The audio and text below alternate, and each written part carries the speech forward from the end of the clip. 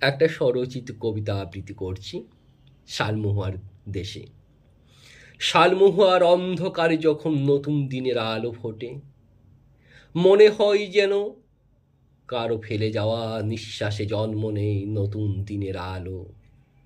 রুখা মাটির নিচে যে অনুভূতি লুকিয়ে আছে, তার একটা নিজস্ব উষ্ণতা আছে মানুষকে ধরে রাখার।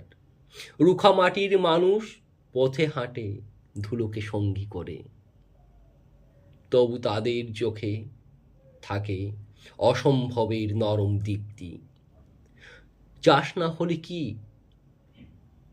দেহে সঞ্চিত ক্লান্তির মধ্য তারা গান তোলে, যেন জীবনকে জাগানোই তাদের ধর্ম।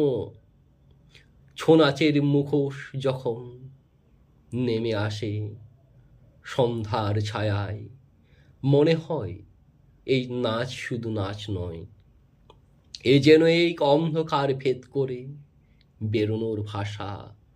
ঝুমুরে সুরে তারা যেমন আঘাত বয়ে বেড়ায়, তেমনি লুকিয়ে রাখে ভালোবাসার শেষ আলো। তাদের সংগ্রাম উচ্চারিত হয় না,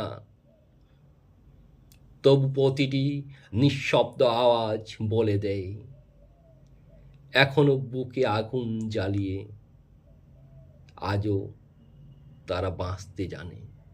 অসংখ্য ধন্যবাদ সকলকে।